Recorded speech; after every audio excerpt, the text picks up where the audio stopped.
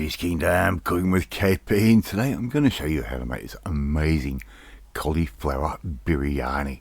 Just a little bit of an alternative to the usual types of meat and rice. Let's just get on with it. You're going to need all of this stuff. Alright, and we'll go through all of that, and there will be a full list of all the ingredients right at the end of the video.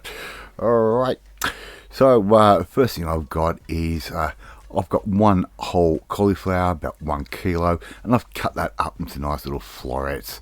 So I've put that on some baking paper on a baking tray. Oven is already sitting at 180 degrees Celsius.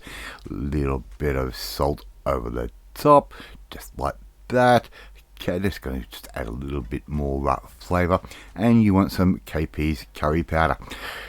Yeah, secret, that one. But if you want a full list of how that curry powder is made, it is once again at the end of the video. If you don't want to make up my curry powder, just use the curry powder of your choice. Give all of that a good sprinkle. We're going to use about 3 teaspoons worth, and that is going into the oven 180 degrees for 45 minutes to 1 hour. Alright, here I've got a casserole pan. I'm just going to add in a little bit of olive oil, and yes, that was a sriracha bottle. They're really good for keeping to make salad dressings and all that in. I'm also going to add in about 2 tablespoons worth of butter, salted or unsalted. I'll leave that up to you. I use salted, and I'm going to add in about 2 brown onions, which I have finely sliced. I'm just going to cook those off until they go a little bit translucent. Pretty simple sort of stuff, this. And this is a real basic cooking type recipe. You don't have to be an expert to cook this, and yeah, just saute those off once again, as I said, until they go a little bit translucent. About 3, maybe 4 minutes or so. And if they stick to the bottom, don't worry about it. That's fond. That's flavour. We get a little bit of colorization on our vegetables and meats in this. That works great. Alright, I'm now going to add in a teaspoon's worth of ground turmeric. Just be careful with your bench. That turmeric will stain a light coloured bench really bad. Okay, and I'm also going to add in a teaspoon's worth of curry powder. Of course, I'm using my own, and I make that up with garam masala, salt, and black pepper, a little bit of turmeric, a little bit of cumin. But as I said, all of that is at the end of the video. Okay, and all we have to do now is to start cooking those onions off. As you can see, we're getting a little bit of burnish happening. That is perfect for this. That's caramelization. I'm also going to add in 3 cloves worth of garlic that I've crushed. Right, I'm using fresh garlic. If you want to use the garlic paste, yeah, be my guest. It will work out exactly the same.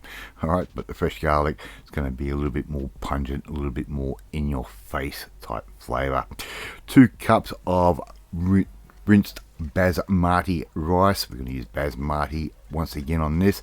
It is a sort of Indian dish after all, and just stir that around and around. It's going to start absorbing all the onion juices and of course the butter that we've put in, and a little bit of oil. As you can see, that's already changing colour.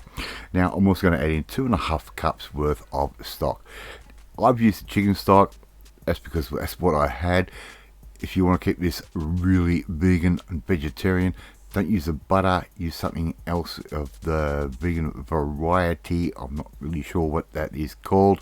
And if you want to use vegetable stock, it will taste absolutely amazing. So all we have to do now is stir that rice around until it starts to absorb all that liquid that we have put in.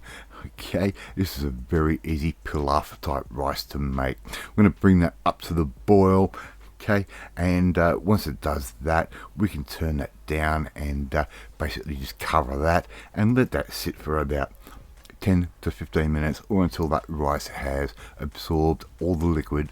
Look at that, and is nice and sort of tender. This is not a hard dish to do at all, and people get afraid of trying to make a pilaf or something like that. Our cauliflower is done. It is ready, and we're getting ready to serve that up.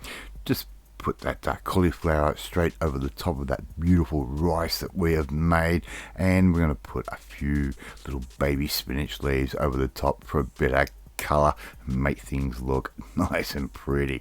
And there you go, you got KP's Cauliflower Biryani. How easy was that to make?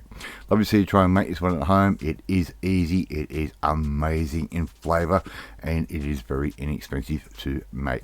Thank you so much for watching this video. I really do appreciate it. If you like this video, hit that like button. It gives me confidence and make you feel warm and fuzzy too. Hit that notification bell to be notified every time a new video goes up, and share this video with all your friends on all platforms and social media. We are trying to get No KP's Kingdom out there. Leave a comment. Love reading, love responding to them.